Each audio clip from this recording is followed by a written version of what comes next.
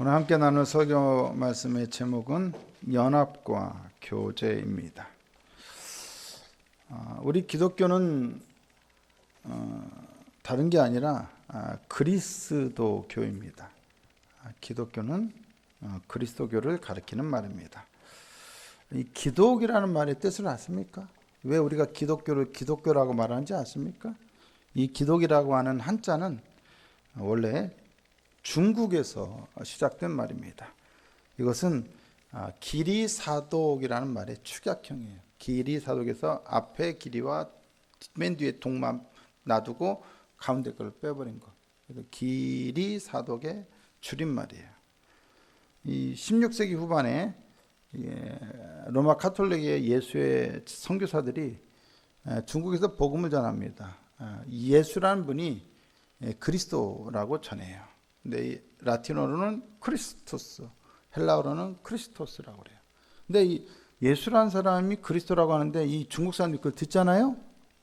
듣다 보니까 자기들이 들은 대로 쓰려고 하다 보니까 한글이 없잖아요. 영어도 없고 알파벳도 없고 그러니까 한자로 쓰잖아요. 그러니까 들리는 대로 쓰다 보니까 그게 뭐냐? 지리스두가 된 거예요. 지리스두. 중국 발음으로 지리스두에 가까워요. 그것이 이제 기리사도, 우리가 읽으면 기리사도. 중국식 발음으로는 지리스두.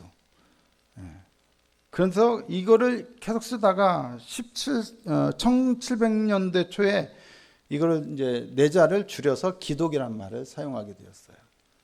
그리고 이 기독이란 말이 이제 한국과 이제 구한말 우리 조선 시대에 그 다음에 일본에 전해져서 하나의 종교가 기독교라는 이름으로 알려지게 된 것이죠. 그러니까 기독교는 다른 게 아니라 그리스도교라는 것입니다. 여러분 이건 상식적으로 알고 계셔야 돼요. 아시겠죠? 어렵지 않죠? 그럼 기독교는 왜 그러면 그리스도교냐? 간단해요. 예수님을 그리스도로 믿는 종교이기 때문이에요. 여러분 그리스도는 무슨 뜻이에요 그러면? 네, 그리스도라고 하는 말은 헬라어인데 히브리어 메시아를 번역한 말이에요. 그리고 메시아라고 하는 말은 기름 부음 받은 자라는 뜻이에요. 우리는 메시아를 그냥 일반적으로 구원자라는 의미로 쉽게 이해를 합니다만 그는 좀 의역이 있는 거고 문자적으로는 기름 부음 받은 자예요. 그러면 왜 예수님이 기름 부음 받은 자냐? 죄인들의 구원을 위해서 하나님의 특별한 기름을 부음 받은 자이기 때문에, 그리고 그것은 결국 구원자의 사명을 감당하는 자이기 때문에 그런 의미에서 그리스도고 또 메시아고 또 구원자며 기름 부음 받은 자라고 할 수 있는 것입니다.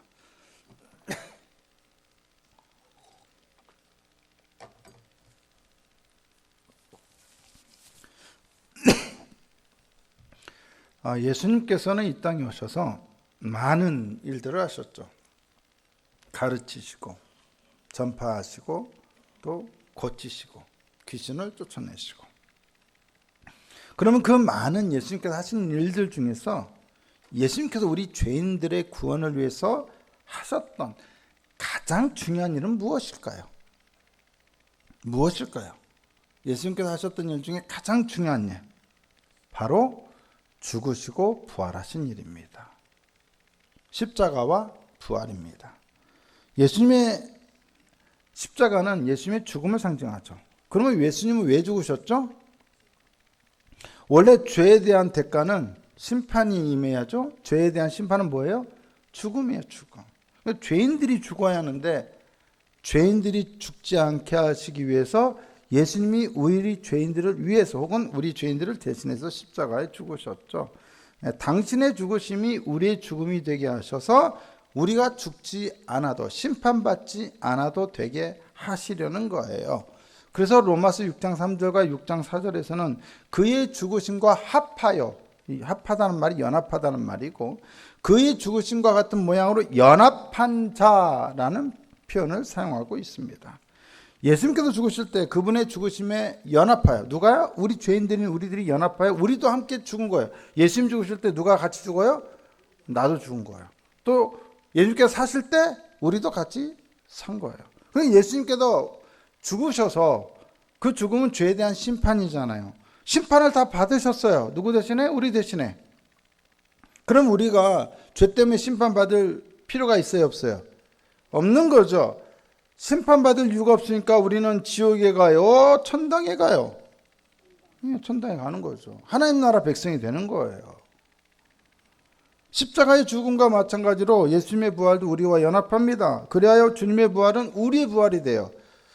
우리는 주님의 죽으심에만 연합하는 것이 아니라 그분의 부활에도 연합해요. 우리도 언젠가 부활하여 다시 살게 되는 거예요.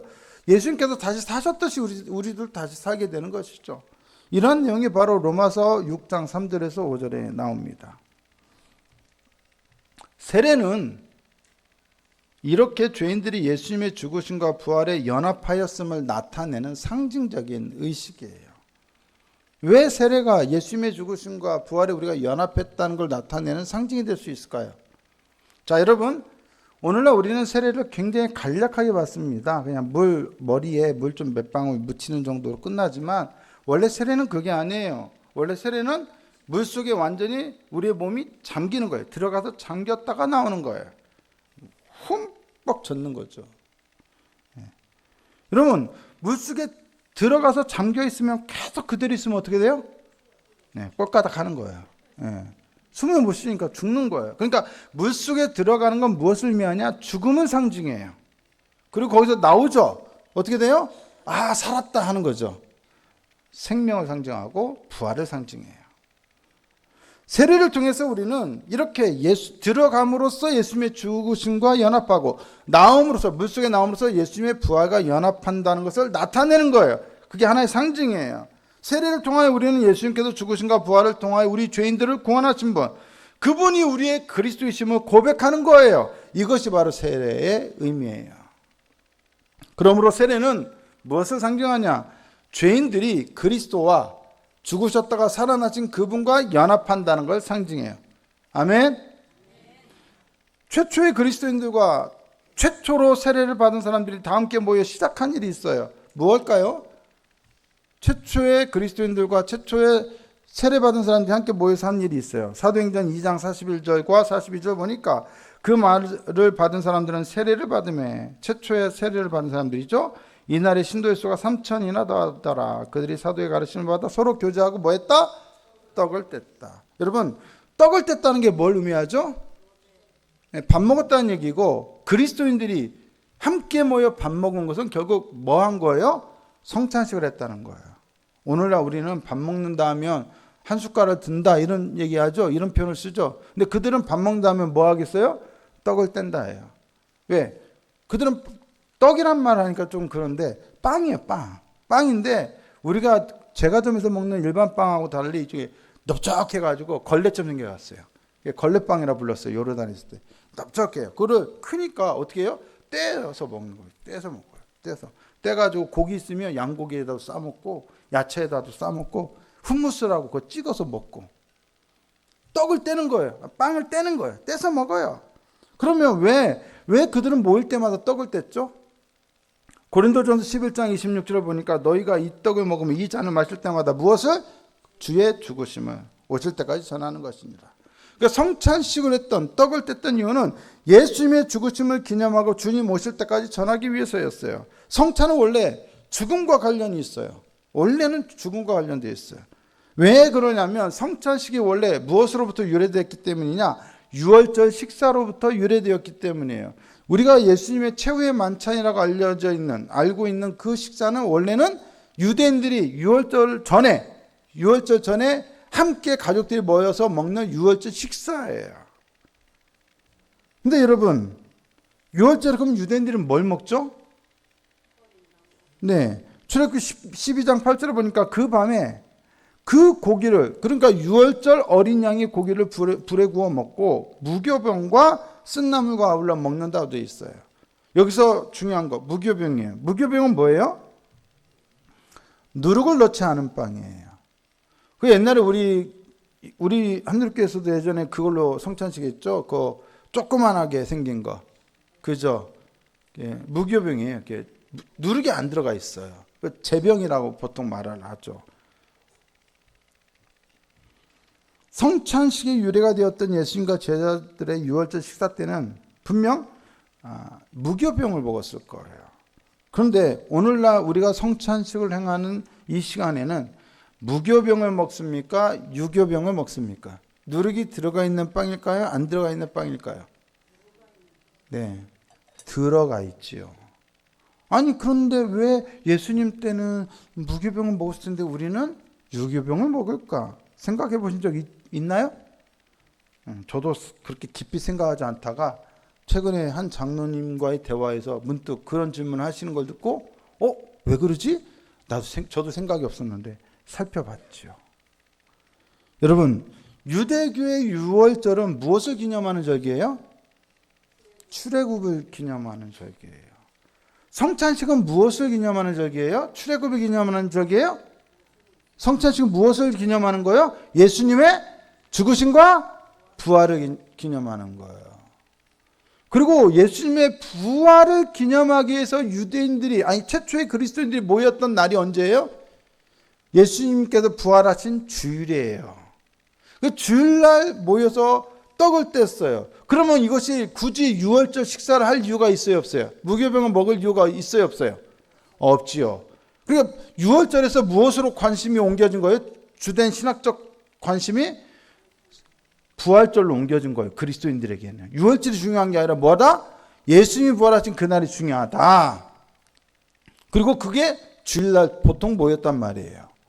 더군다나 여러분, 누룩의 역할이 뭐예요? 부풀게 하는 거예요. 누룩이 부풀어 오르게 해요. 그래서 초대교회 성도들은 이렇게 유월절에서 부활절로 신학적 관심이 옮겨지면서 또한 이 누룩이 일종의 뭐냐? 죽음에서 일어나신 예수님을 상징하는 것으로 여기게 되는 것이죠. 그리하여 누룩은 주님의 부활과 생명을 상징하는 것으로 해석되기 시작했어요. 무교병은 생명이 없는 것이고 구약의 율법을 상징하는 것이라며, 유교병은 누룩이 있는 빵은 생명이 있는 것이고 예수님의 부활을 상징하는 것으로 이해되었어요. 그래서 유월절에 누룩 없는 빵을 먹던 식사는 예수님의 부활을 기념하기 위하여 모이기 시작한 주일에 점차 누룩이 들어간 빵을 먹는 것으로 바뀔 수밖에 없었던 것이죠. 근데 종교개혁 때는 이 빵이 또한 중요했어요. 원래 여러분 종교개혁 일어나기 전에 그 전에는 로마 카톨릭에 미사를 드렸잖아요. 근데 로마 카톨릭에서는 미사를 어떻게 드려요? 그때 사용했던 빵이 뭐예요? 무교병이에요. 오늘날 우리가 예전에 사용했던 거 동그란 거. 그래서 사제가, 신부가 갖고 있다가 앉으면, 무릎 꿇으면 어떻게 해요? 입 벌리면 그 혀에 살짝 대주는 거, 넣어주는 거. 예. 설교 시작한 지 이제 10분 정도 됐는데요. 이제 곧 마칠 거예요. 눈 뜨세요. 그런데 이 미사가 일종의 온전한 예배를 보지 않은 거예요. 종교개혁자들. 미신적인 요소가 있다고 생각한 거예요. 그래서 이 제병으로 그 성찬식을 하지 않고 그냥 종교개혁자들은 평소에 일상생활에서 사람들이 평소에 먹는 그 빵, 평소 식사 시간에 먹는 그 빵을 가지고 성찬식을 했어요. 근데 거기에는 반드시 누룩이 들어가 있죠. 그리고 평소에 사람들이 가족끼리만 식사하는 게 아니라 가족과도 식사할 수 있지만 친구들, 이웃들하고 식사할 수 있죠. 그렇다면 누룩이 들어가 있는 일반적인 빵은 무엇을 상징하냐? 일반적인 식사를 상징하고 그것은 무엇을 상징하냐? 사람과의 친교와 교제를 상징하게 되는 거예요.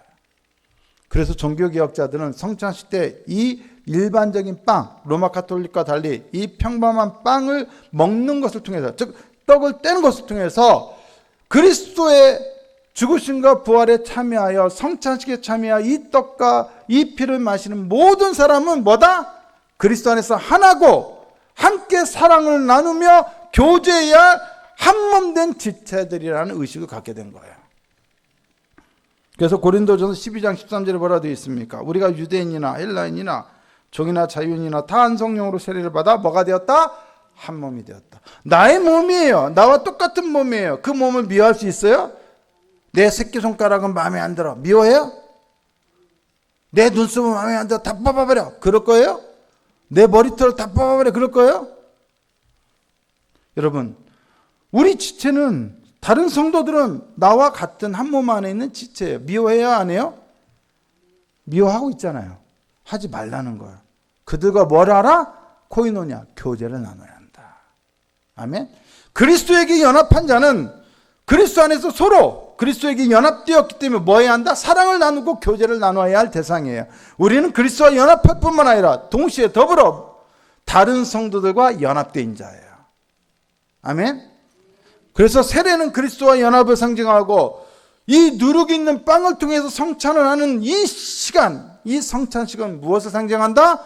교제를 상징한다. 이게 바로 뭐다? 세례와 성찬을 통해서 교회됨을 나타내는 거예요. 교회는 그리스도에게 철저하게 연합하는 공동체이며 교회는 성도들 서로 간에 연합하여 아름다운 교제를 이루어가는 공동체여야 한다는 거예요. 이 공동체 안에서 누군가를 미워하거나 싫어하거나 정죄하거나 비판하거나 판단하는 것은 좋지 않은 것이죠. 오늘 우리는 세례식과 성찬식을 나눕니다. 그 의미를 같이 생각해 보자라는 것이죠. 오늘 세례받는 사람은 이제 우리와 같은 한 몸이 되는 거예요. 그들과 함께 우리는 함께 예수 그리스도에게 연합된 자들이 되고 그것을 끝나지 않고 우리는 그들을 우리의 가족과 우리의 지체로 받아들여서 함께 교제하고 아름다운 한 몸된 공동체를 이루어 가야 할 줄로 믿습니다. 마땅히 환영하고 마땅히 사랑하고 마땅히 섬겨야 하며 마땅히 연합하고 교제해야 합니다. 그것이 바로 교회의 모습이고 교회의 온전한 하나님의 뜻인 것이죠. 오늘 그렇게 행하여 우리가 진정한 세례와 성찬의 의미를 오늘 이 시대 우리 한일교회에서 온전히 그 의미를 살려갈 수 있는 저와 여러분 다 되실 수 있기를 예수님의 이름으로 축복합니다.